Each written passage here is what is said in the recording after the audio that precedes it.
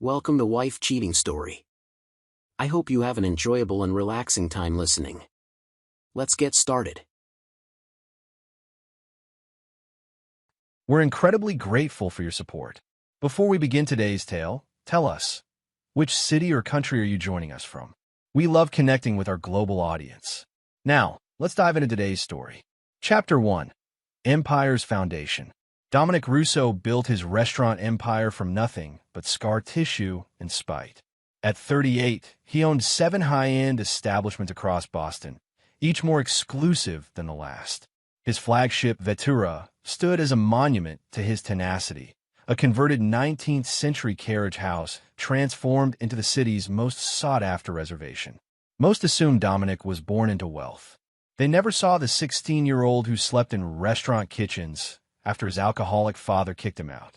They never witnessed him working 80-hour weeks, scrubbing dishes, learning every station on the line, saving every penny. By 25, he had opened his first small bistro. By 30, he had 3 restaurants. Now he had more money than he could spend in 3 lifetimes. This evening, Dominic stood in Vetura's kitchen during the dinner rush, watching his staff execute with military precision. He'd built a reputation for being exacting but fair. His employees feared disappointing him more than they feared his anger. "The Sullivan party is asking for you," said Bianca, his head server, breaking his reverie. Dominic nodded. The Sullivans were regulars, Boston old money who appreciated his iron grip on quality. He straightened his tailored charcoal suit and headed for the dining room. As he wove through the tables, he spotted his wife of 7 years, Alexa, seated in the corner with her back to him. Her honey blonde hair cascaded down her back. She hadn't told him she was coming in tonight. Approaching to surprise her, Dominic froze when he saw who she was with. Trevor Montgomery, her supposed colleague from the architectural firm. Trevor's hand covered Alexa's on the table, their fingers intertwined intimately. Dominic's gut twisted as the pieces fell into place. The late nights working, the weekend conferences, the gradual emotional withdrawal. He pivoted sharply and returned to the kitchen, his face a mask of composure even as something inside him hardened into cold, implacable stone. Later that night, Alexa returned home smelling of Trevor's distinctive cologne. "Busy day?" Dominic asked from the darkness of their living room, causing her to start. "God, Dom, you scared me," she laughed nervously. "Yes, we had client meetings all afternoon, and then the team grabbed dinner." Dominic simply nodded, filing away the lie. "You should have come to Vitura. I would have taken care of you." Alexa's smile faltered. "Next time," she promised, heading upstairs. Dominic didn't follow. Instead, he poured himself 2 fingers of bourbon and began planning the methodical dismantling of everything Alexa held dear. Chapter 2. Gathering Evidence. For the next month, Dominic became a ghost in his own life. He hired Ryder Blackwell, a former military intelligence officer turned private investigator, to document Alexa's affair. Meanwhile, he maintained the perfect facade of the devoted husband. 7 years, Dominic said to Ryder as they met in an anonymous coffee shop downtown, far from any of his restaurants. 7 years, and she's been seeing him for at least 9 months. Ryder slid a manila envelope across the table. "It's all here. Times, dates, locations, hotel receipts, text messages I recovered. It's comprehensive." The evidence was damning. Alexa and Trevor had been meeting 3 times a week at a boutique hotel downtown. They'd taken weekend trips together while Dominic was opening his Miami location. They'd exchanged thousands of explicit texts. Most devastating was the discovery that they had laughed about him. In one recovered text, Alexa had written, "Poor Dom has no idea. He's too busy with his precious restaurants to notice what's happening under his nose. It's almost too easy." That night, Dominic sat in his home office reviewing financial records. During their marriage, he had built 4 restaurants. Alexa had contributed nothing financially. Yet Massachusetts was an equitable distribution state. She could claim half of everything, unless he planned carefully. The next morning, Dominic called Milo Petrov, his attorney. "I need to protect my business interests," he explained. Milo, a shark in human form, nodded. "We'll need to move quickly and quietly. Are you certain about this path?" "Completely. Dominic replied. Over the next several weeks, Dominic restructured his business holdings. He created a complex web of LLCs and transferred ownership percentages to trusted associates with contractual buyback provisions. On paper, his net worth appeared to decrease dramatically. In reality, he was simply securing his assets. Meanwhile, Alexa grew bolder in her deception. One evening, she announced she needed to fly to Chicago for a project presentation. "How long will you be gone?" Dominic asked, already knowing she and Trevor had booked a luxury suite in New York, not Chicago. "Just 2 nights," she said, kissing his cheek. "I'll call when I land." After she left, Dominic opened his safe and removed the flash drive containing all of Ryder's evidence. It was time. Chapter 3. The Confrontation. Alexa returned from her Chicago trip, looking relaxed and refreshed. She swept into their Beacon Hill brownstone, carrying shopping bags from high-end New York boutiques. A careless mistake. "Welcome home," Dominic said, seated at the kitchen island. "How was Chicago?" "Exhausting but successful," she replied, setting down her bags. "The client loved our presentation." Dominic nodded toward the shopping bags. "I wasn't aware Chicago had a Bergdorf Goodman." Alexa froze, her eyes darting to the telltale bags. "I had a layover in New York." "Interesting," Dominic said, his voice eerily calm. "Especially since you and Trevor Montgomery spent the entire time at the plaza." "Room 1122. On my credit card." The blood drained from Alexa's face. "Dom, I can explain." "Sit down," he commanded, sliding a folder across the counter. "Every meeting, every hotel, every lie, it's all documented." Alexa's hands trembled as she opened the folder. Her eyes widened at the photographs of her and Trevor entering hotels, sitting close in restaurants, kissing in his car. "You had me followed?" she whispered. "You made a fool of me," Dominic replied. "Did you really think I wouldn't find out?" "It just happened," she began, tears welling. "Trevor and I—" "Spare me." Dominic cut her off. "I'm not interested in your justifications. I want a divorce." "Fine," she snapped, her demeanor shifting from apologetic to calculating. "I'll take half of everything. Your precious restaurants." Dominic laughed, a cold sound devoid of humor. "You've misunderstood your position. You'll sign these papers," he slid another document toward her, "which give you this house and a one-time settlement of $2 million. In exchange, you waive all claims to my business interests." "That's ridiculous." Alexis spluttered. "I'm entitled to half." "Before you decide, you should know that I've already provided copies of this evidence to your parents, your firm's partners, and our entire social circle." Dominic bluffed, knowing he hadn't actually done so yet. "Sign now, and this stays relatively private. Refuse, and I'll ensure everyone knows exactly who you are." Alexa's face contorted with rage. "You bastard. You cold, calculating bastard." "I learned from the best," he replied, sliding a pen toward her. "Your signature, please." 2 hours and numerous threats later, Alexa signed the papers, her hands shaking with fury. "I hope you and Trevor will be very happy together," Dominic said as he gathered the documents. "Though I should mention, he's sleeping with his assistant Kendra, too. It's all in the report." As he left their former bedroom, Alexa hurled a crystal vase at the wall, shattering it. Dominic didn't flinch. He simply closed the door and walked away, already focused on the next phase of his plan. The divorce was finalized with unexpected speed, thanks to Milo's connections and Alexa's desire to avoid public scandal. She moved in with Trevor, taking the settlement money and the house, which Dominic had never cared about anyway. Meanwhile, Dominic purchased a penthouse overlooking Boston Harbor and threw himself into expanding his restaurant empire. To the outside world, he appeared to be moving on with dignity. In reality, he was just getting started. Chapter 4. New Beginnings. 6 months after the divorce, Dominic's youngest sister Sophia announced her engagement to Perry Windsor, scion of a prestigious Boston family. Sophia, 12 years Dominic's junior, had always been his weakness, the only person who truly knew the depths of what he'd endured in childhood. "I want to have the engagement party at Vettura," Sophia told him over lunch at his newest restaurant. "It's the most beautiful space in the city." "Of course," Dominic agreed, squeezing her hand. Whatever you want. I'll handle everything. There's something else, Sophia hesitated. Perry's family knows Alexa's family. The Palmers and the Windsors have summered together in the Hamptons for generations. Dominic's jaw tightened, and Perry's mother has already invited them to the engagement party. Alexa, Trevor, her parents, all of them. For a moment, Dominic said nothing. Then he smiled. It's fine, sophomore ancient history. Are you sure? Because I can tell them. I insist, Dominic interrupted. This is your celebration. I won't let my divorce overshadow it. That evening, Dominic called Vincent Torres, his oldest friend and business partner. Sophie is having her engagement party at Ventura, he said. Alexa and her whole circus will be there.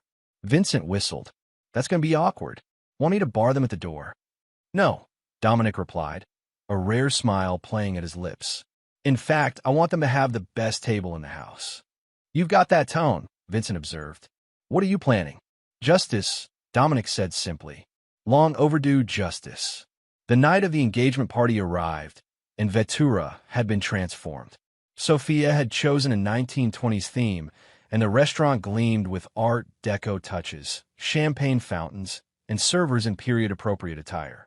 Dominic greeted guests at the door alongside Sophia and Perry, the consummate host in a custom tuxedo. When Alexa arrived with Trevor, there was a momentary hush in the crowd. She looked stunning in a silver-beaded gown, her arm possessively linked through Trevor's. Behind them came Gerald and Martha Palmer, Alexa's parents, who had always treated Dominic with thinly veiled disdain despite his success. Dominic, Alexa nodded coolly, her eyes challenging. Alexa, Trevor, he replied with polite detachment. How nice of you to come. Vincent will show you to your table.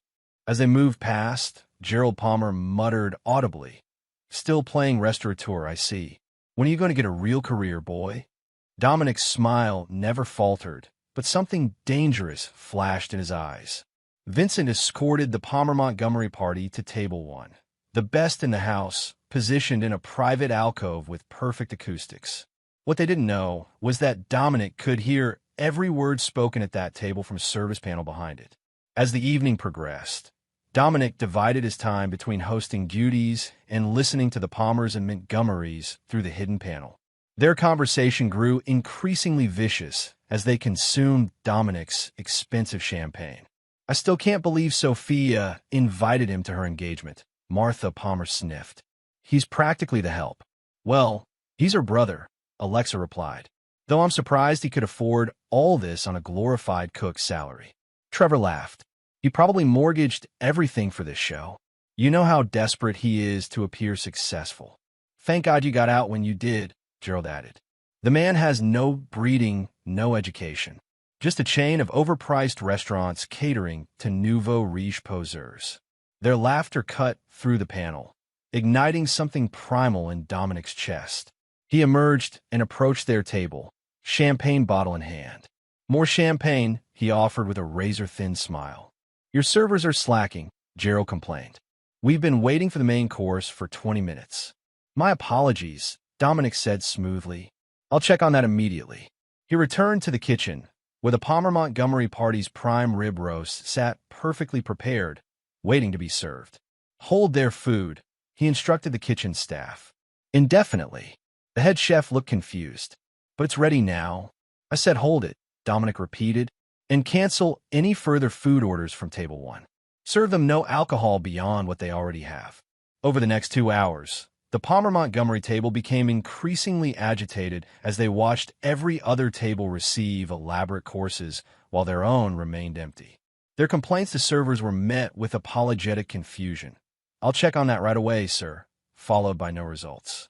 Finally, Gerald stormed into the kitchen, face flushed with anger and alcohol. What the hell kind of establishment are you running? He demanded. We haven't been served dinner while everyone else is on dessert. Dominic stepped forward. Mr. Palmer, is there a problem? You're damn right there's a problem. Your incompetent staff has ignored our table all night. On my orders, Dominic replied calmly. Gerald blinked, processing this. What? I instructed my staff not to serve you, your wife, your daughter, or her lover. How dare you? Gerald spluttered. Do you know who I am? Perfectly, Dominic stepped closer. You're the man who just called me the help in my own restaurant. You're the man who called my establishments overpriced while drinking my $900 champagne. Most importantly, you're the man who raised a daughter who thought it appropriate to cheat on her husband and then laugh about it behind his back. Gerald's face paled. Now see here. No, you see, Dominic cut him off. Ventura isn't just where I work. I own it, along with 6 other restaurants across Boston. This glorified cook with no breeding is worth more than your entire family combined. He gestured toward the door. Now, get out, all of you, and be sure to tell your 50 friends at the table why they won't be eating tonight. As Gerald stood, frozen in shock, Dominic leaned in closer. One more thing. Alexa didn't get half my fortune in the divorce because there was nothing to get. I made sure of it. The settlement she accepted? Pocket change. The kitchen staff watched in stunned silence as Gerald retreated, finally understanding the situation.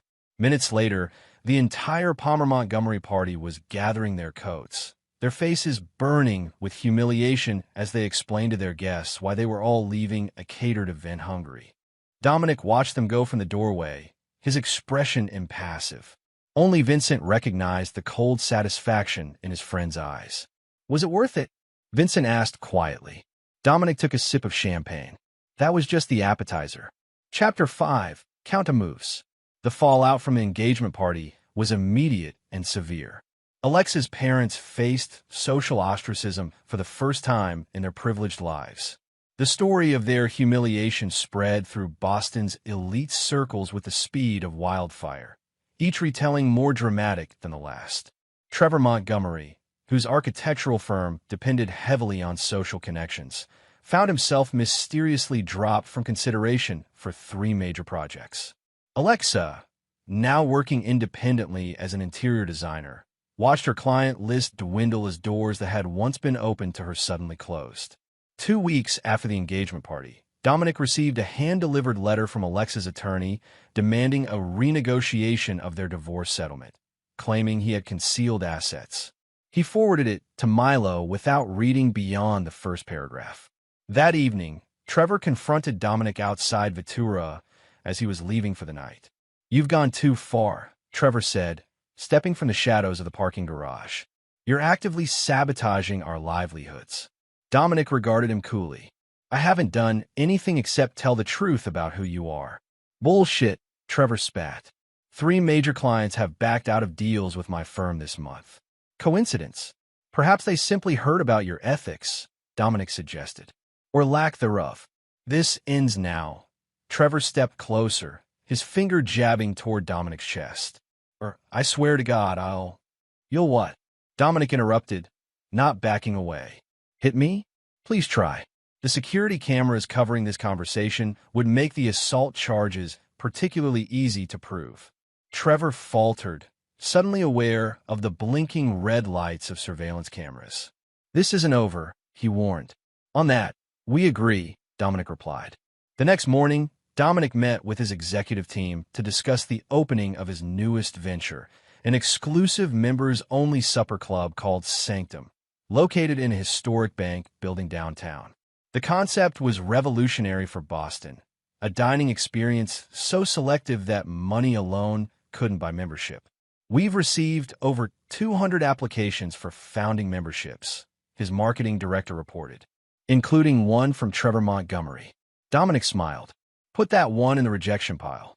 What Trevor and Alexa didn't know was that Sanctum was far more than just another restaurant. It was the centerpiece of Dominic's long-term strategy, a gathering place for Boston's true power brokers. Politicians, developers, old money families, new tech entrepreneurs, all would break bread in a space where Dominic controlled every aspect of the experience. Meanwhile, Alexa and Trevor were struggling. Trevor's firm had lost nearly 40% of its business. Alexa's design contracts had dried up. Most painfully, they had been disinvited from the social events that had once been the center of their lives. In desperation, they turned to the only person they thought could help. Perry Windsor, Sophia's fiancé. "I'm sorry," Perry told them over coffee in neutral location. "I can't intervene with Dominic. He's my future brother-in-law." He's destroying us, Alexa insisted, using his connections to blackball us professionally. Perry looked uncomfortable. I haven't seen any evidence of that. From what I've heard, people are simply choosing not to work with you because of how you behaved. This is ridiculous, Trevor exploded. We're being punished for a personal matter that should have stayed private. You made it public at the engagement party, Perry pointed out. My parents were there. They heard what your family said about Dominic. As they left the meeting, Trevor turned to Alexa. This isn't working. We need to hit him where it hurts. How? Alexa asked. He doesn't seem to care about anything except his restaurants and Sophia. Trevor's eyes narrowed. Exactly. The next day, Trevor contacted Andrew Radcliffe, the city's most notorious restaurant critic, known for reviews that could make or break establishments. What Trevor didn't know was that Andrew and Dominic had a long-standing mutual respect. When Andrew received Trevor's offer of exclusive information about health violations at Dominic's restaurants, he immediately forwarded the email to Dominic.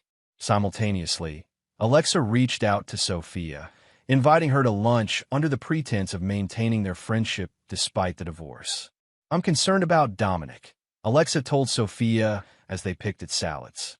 The divorce has changed him. The man I see now, so vindictive, so cruel. That's not the Dom I knew.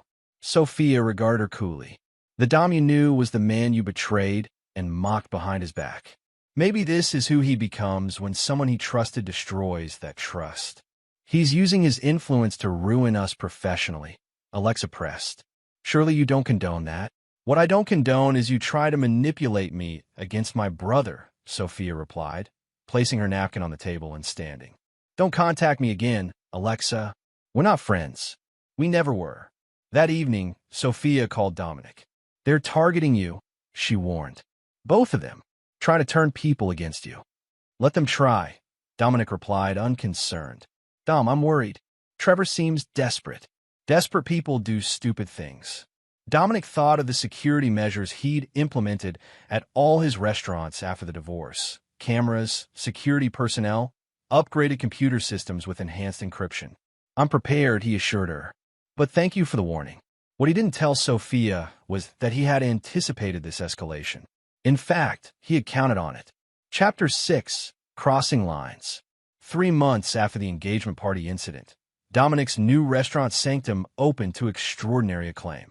The converted bank building retained its grand marble columns and soaring ceilings, but now featured intimate dining areas, a state-of-the-art kitchen, and a private vault room for the most exclusive gatherings. Membership was capped at $200, with an initiation fee of $50,000 and annual dues of $25,000. The waiting list stretched to over 1,000 names. Trevor Montgomery's application had been rejected with a form letter. On opening night, Boston's elite gathered to celebrate. The mayor gave a short speech.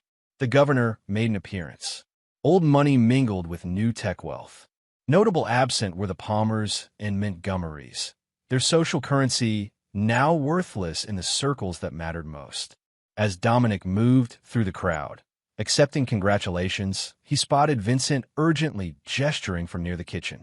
He excused himself from a conversation with the police commissioner and made his way over.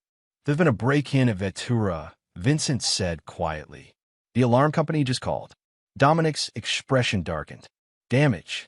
They're assessing now. The intruder disabled some of the cameras, but not all of them. The police are reviewing the footage. I'll head over, Dominic decided, already removing his tuxedo jacket. No, Vincent insisted. Stay here. This is your night. I'll handle it and keep you updated. Reluctantly, Dominic agreed. He returned to his guests, his smile firmly in place despite the unease churning in his gut. 2 hours later, as the party was winding down, Vincent returned. We need to talk privately, he murmured. In the vault room, Vincent pulled out his phone and queued up security footage. The cameras caught this before being disabled. The grainy video showed a hooded figure entering through Vettura's back door using an employee access code. The figure moved with purpose toward the office, clearly familiar with the layout. They took financial records, copied computer files, and left a mess, Vincent reported. But here's the interesting part. The access code used belongs to Bianca. Bianca Moretti had been Dominic's head server for 5 years. She had access to the restaurant when it was closed, but no reason to break in or steal records. "Have you spoken to her?" Dominic asked. "She's not answering her phone. But here's where it gets interesting." Vincent swiped to another video. This is from the camera across the street, pointed at the parking lot. The footage showed the same hooded figure emerging from Vettura and getting into a car. As the car pulled away, the license plate was clearly visible. "That's Trevor's car," Dominic said flatly. Vincent nodded. "It gets worse. I checked Bianca's social media. She's been seeing Trevor for at least a month." Dominic's jaw tightened. "So he seduced my employee to gain access to my business records." "It appears so." Dominic was silent for a long moment. When he finally spoke, his voice was frighteningly calm. "Call Ryder. I want everything on Bianca. Financial records, phone logs, emails. Everything. And Trevor. Oh, I already know everything I need to about Trevor." Dominic's smile was lethal. Now we move to the next phase. The following morning, Dominic called an emergency meeting with his management team. He informed them of the break-in, but instructed them not to contact the police. "Why not?" his CFO asked, confused. "This is clearly corporate espionage." "Because we're going to handle this ourselves," Dominic replied.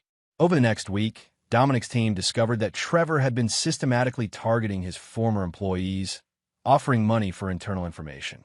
Bianca had been the only one to take the bait, but she provided access to financial information that Trevor hoped to use in a smear campaign. Meanwhile, Alexa had been spreading rumors among their former social circle that Dominic's restaurants were failing financially, a desperate attempt to damage his reputation. 10 days after the break-in, Dominic invited Boston's most influential food bloggers and critics to a private dinner at Sanctum. What he served them wasn't just extraordinary food, but information, detailed documentation of Trevor and Alexa's campaign against him, including the security footage of the break-in. "I'm sharing this with you not for publication," he told them, "but so you understand the context if you hear rumors about my businesses. I have nothing to hide." The strategy worked brilliantly. When Trevor attempted to plant stories about Dominic's restaurants being in financial trouble, not a single publication would touch them. Instead, several ran features on Sanctum's unprecedented success. But Dominic wasn't finished. He discovered through Ryder's investigation that Trevor's firm was overextended on a major development project.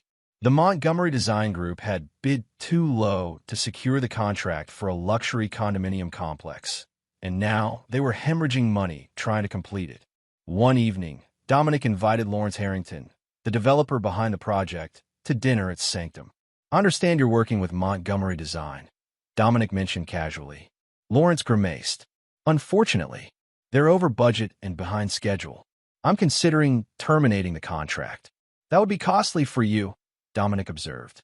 "Less costly than letting them continue to mismanage the project," Lawrence replied. Dominic nodded thoughtfully. "What if I could connect you with a more reliable firm? One that could take over immediately and honor the original budget?" Lawrence raised an eyebrow. "I'd be very interested." The next day, Dominic contacted his old friend Alexander Bennett, whose architectural firm had designed 3 of his restaurants. He explained the situation with the Harrington development. "It's a challenging project," Alexandra admitted after reviewing the plans. "But we can make it work. We need to revise some of the more extravagant design elements." "Lawrence is open to that," Dominic assured her. "He just wants it done right on time and on budget." Within a week, Trevor received notice that Montgomery Design was being removed from the Harrington project. The financial penalty for breach of contract would push his already struggling firm to the brink of bankruptcy. That evening, Dominic received a furious call from Alexa. "You did this," she screamed. "You got Trevor fired from the Harrington project." "I simply connected a struggling developer with a more competent architectural firm," Dominic replied coolly. "Trevor's incompetence got him fired." "This is war," Alexa hissed. "You have no idea what you've started." "No, Alexa. This is exactly what I've planned all along," Dominic replied before hanging up. What Alexa and Trevor didn't realize was that Dominic had been methodically documenting every step of their campaign against him.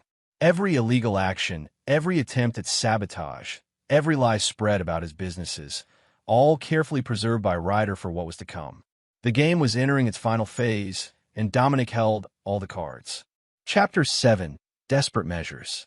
Trevor Montgomery stood in the empty offices of his architectural firm, surrounded by the ghosts of what had once been a thriving business. After losing the Harrington contract, other clients had followed suit, canceling projects or putting them on hold indefinitely. His staff of 20 had dwindled to 3, and even they were updating their resumes.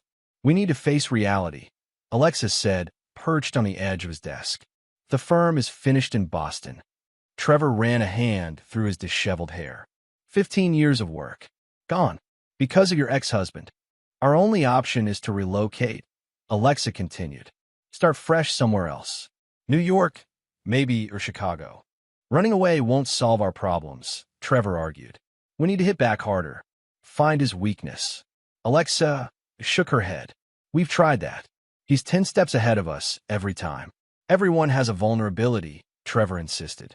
We just haven't found his yet. Later that evening, Trevor met with Brandon Wells, a former colleague who now worked for a major competitor. They sat in a dim corner of a bar far from the city center.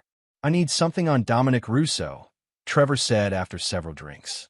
Anything that could damage him professionally. Brandon looked uncomfortable. Trev, you need to let this go. Russo's untouchable right now. Sanctum is the hottest restaurant in the Northeast. His other places are booked months in advance. There must be something, Trevor pressed. Health violations? Tax issues? Disgruntled employees? None. Brandon shook his head. He runs a tight ship. Staff loyalty is legendary. The guy pays for health insurance for part-timers, for Christ's sake.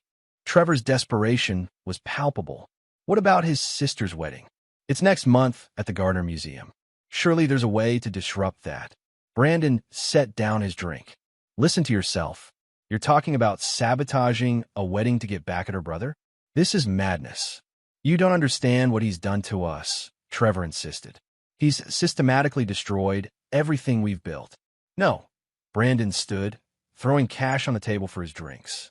What I understand is that you had an affair with his wife, humiliated him publicly, and are now surprised he fought back better than you expected. Stop this before you cross a line you can't uncross. After Brandon left, Trevor continued drinking alone. His resentment festered with each glass of whiskey. By midnight, a dangerous plan had formed in his alcohol-soaked mind. The next day, Trevor told Alexa he had a potential client meeting in Providence. Instead, he drove to a seedy bar in South Boston known for its connections to local criminals. There, he met with Damon Kelly, a man who specialized in problems that needed solving. I need leverage on someone, Trevor explained vaguely. Information I can use against them. Damon studied him. Does someone have a name? Dominic Russo. Damon's eyebrows shot up. The restaurant guy? Man, you're playing with fire. Can you help or not? Trevor demanded. Depends on what you're willing to pay. And what lines you're willing to cross. Trevor slid an envelope across the table. 20,000. There's another 20 when you deliver something useful. Damon pocketed the envelope without counting. I'll see what I can find. No promises. 3 days later, Trevor's phone rang just after midnight. Meet me at the pier. 1 hour, Damon said, then hung up. The waterfront was deserted when Trevor arrived. Damon leaned against a railing, smoking. Well, Trevor asked. Your guy's clean, Damon replied. Legitimate businesses, pays his taxes, treats his workers right. Trevor's face fell. Nothing at all? I didn't say that. Damon flicked his cigarette into the harbor. Guy's got a routine. Leaves Sanctum every night around 2 a.m. Takes the same route home to his penthouse. Travels alone. Trevor frowned. What are you suggesting? You wanted leverage, Damon shrugged. Sometimes you gotta create your own. A mugging. Trevor clarified, lowering his voice. More like a conversation with some physical persuasion, Damon suggested. Nothing permanent. Just enough to send a message that he's not untouchable. Trevor hesitated, knowing he was crossing a moral threshold. When? Friday night, after closing. For the next 2 days, Trevor wrestled with his conscience. Was he really considering having Dominic assaulted? Had his hatred and desperation driven him this far? Friday evening arrived, and Trevor found himself parked near Sanctum, watching the restaurant's back entrance. His hand shook as he texted Damon. Still on for tonight? The reply came immediately. In position. Confirm when target exits. At 2:17 a.m., Dominic emerged from Sanctum's service entrance. He paused to lock up, then began walking toward the parking garage where he kept his car. Trevor's finger hovered over his phone, ready to send the confirmation text that would set the attack in motion. As Dominic walked past a darkened alley, Trevor could see shadows moving within it. Damon and his associates, waiting. At the last moment, Trevor threw his phone down. "I can't do this," he muttered to himself, starting his car. As he pulled away, he glanced in his rearview mirror to see Dominic safely entering the parking garage, unaware of how close he'd come to danger. When Trevor arrived home, Alexa was waiting up. "Where have you been?" she demanded. "It's almost 3 in the morning." Trevor collapsed onto the sofa, his face in his hands. Almost did something unforgivable. After he confessed everything, Alexa stared at him in horror. "Have you lost your mind? You could have gone to prison." "I didn't go through with it," Trevor defended weakly. "But you considered it." Alexa paced the room. "This has to stop, Trevor. We're destroying ourselves, trying to fight him." The next morning, Trevor received a text from Damon. "Job canceled. Keep the deposit as my fee for wasting my time." Trevor breathed a sigh of relief, believing he'd narrowly avoided crossing a line he could never uncross. What he didn't know was that Dominic had been aware of the plot all along. Ryder Blackwell had been monitoring Trevor's movements and communications for months. He'd photographed the meeting with Damon at the pier and recorded their conversation with a parabolic microphone. When Trevor had met Damon at the South Boston bar, one of Dominic's people had been tending bar, recording everything. Most importantly, Damon Kelly had received a visit from Vincent Torres the day after meeting Trevor. Vincent had made Damon a more lucrative counteroffer: continue the charade with Trevor, but report everything back to Dominic. Damon, recognizing which side offered better prospects for his continued health and freedom, had readily agreed. That evening, Dominic sat in his penthouse reviewing the evidence Ryder had compiled. Photos, audio recordings, text messages, a complete record of Trevor's criminal conspiracy. "What now?" Vincent asked, pouring them both a drink. "Now," Dominic said, accepting the glass, "we end this." Chapter 8. The Trap Springs. Sophia's wedding day dawned clear and perfect. The Isabella Stewart Gardner Museum's courtyard had been transformed into an enchanted garden for the ceremony. As the brother of the bride, Dominic had spared no expense, arranging for rare flowers to be flown in from around the world. In the bridal suite, Dominic adjusted his sister's veil. "You look beautiful, sophomore." Tears welled in her eyes. "I keep thinking about Mom, wishing she could see this." "She can," Dominic assured her, his usual steely demeanor softening. "And she'd be so proud of you." As guests began arriving, Dominic was surprised to see Gerald and Martha Palmer among them. Apparently, the social humiliation of missing the wedding of the season outweighed their animosity toward him. Notably absent were Alexa and Trevor. The ceremony was flawless. Sophia and Perry exchanged vows beneath a canopy of white orchids and jasmine. When they were pronounced husband and wife, Dominic felt a rare moment of pure happiness for his sister.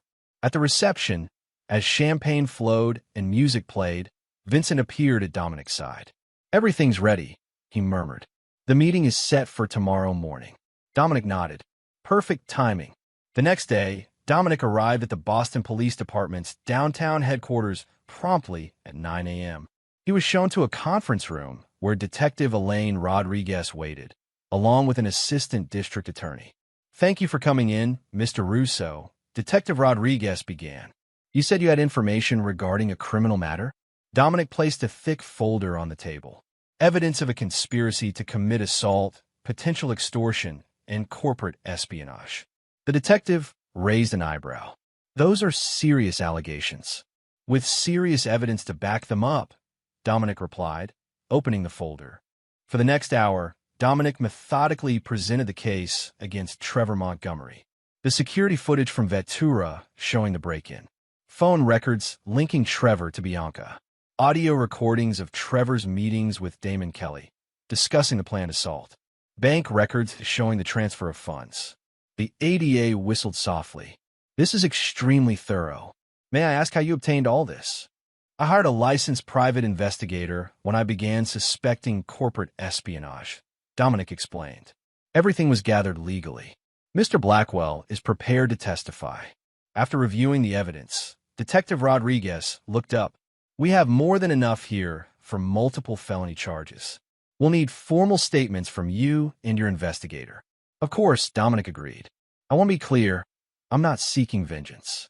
I'm seeking justice and protection for my businesses and employees. That afternoon, Trevor Montgomery was arrested at his apartment. The charges included breaking and entering, conspiracy to commit assault, corporate espionage, and attempted extortion. His face appeared on the evening news, being led into the police station in handcuffs. Alexa called Dominic in a panic. "What have you done?" she demanded. "I haven't done anything," Dominic replied calmly. Trevor made his own choices. The police are simply enforcing the law. He never went through with the assault. Alexa protested. He changed his mind. Conspiracy is still a crime, even if the planned act doesn't occur, Dominic pointed out. As is breaking into my restaurant and stealing confidential business records. Actions have consequences, Alexa. It's time you both faced yours.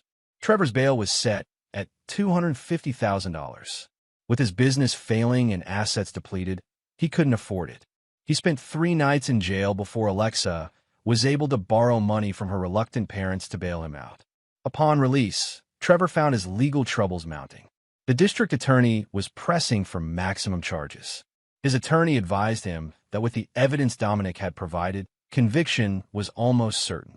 He was looking at 5 to 10 years in prison. Meanwhile, the story had exploded in Boston media. Prominent architect arrested in plot against restaurant mogul screamed the headlines. Every news outlet in the city carried the sordid details of Trevor's conspiracy, often accompanied by the security footage of him breaking into Vettura. Trevor and Alexa's social ostracism was now complete. The Palmers disowned their daughter, horrified at being connected to such a scandal. The last of Trevor's clients abandoned his firm. Their house went into foreclosure when they could no longer make the payments. 1 week after Trevor's arrest, his attorney contacted Milo Petrov. "My client is interested in discussing a potential resolution," he began cautiously. "Mr. Russo isn't interested in negotiations," Milo replied. Perhaps he'd reconsider if Mr. Montgomery were willing to leave Boston permanently, move his business and residence elsewhere, with a legally binding agreement never to return. Milo paused. "I'll present the offer to my client." That evening, Dominic considered the proposal over dinner with Vincent at Sanctum's private vault room. "It's essentially exile," Vincent observed. "They leave, never come back, you drop the charges." "It's not enough," Dominic decided. Trevor committed serious crimes. He should face the consequences. "So what's your counteroffer?" Dominic smiled coldly. "I want a public confession. Full admission of guilt for everything. The affair, the break-in, the assault conspiracy. Published in the Boston Globe." "They'll never agree to that," Vincent predicted. "They will when they realize the alternative is Trevor spending the next decade in prison," Dominic replied. "And one more condition. They forfeit all rights to practice architecture or interior design in Massachusetts, Connecticut, New York, Rhode Island, and New Hampshire." "You're effectively ending their careers," Vincent noted. "They tried to end mine," Dominic shrugged. "The difference is I'm succeeding." Chapter 9. The Last Laugh. The Boston Globe Sunday edition featured an unusual full-page notice in the front section. Headline: Public Apology and Confession. It contained Trevor Montgomery's comprehensive admission of wrongdoing. In painfully specific detail, Trevor confessed to his affair with Alexa while she was married to Dominic. He admitted to breaking into Vettura and stealing confidential business records. He acknowledged conspiring to have Dominic assaulted. Most humiliatingly, he confessed that his actions had been motivated by jealousy of Dominic's success and his own professional failures. The confession ended with an announcement that Trevor and Alexa would be relocating to the West Coast and would not return to New England.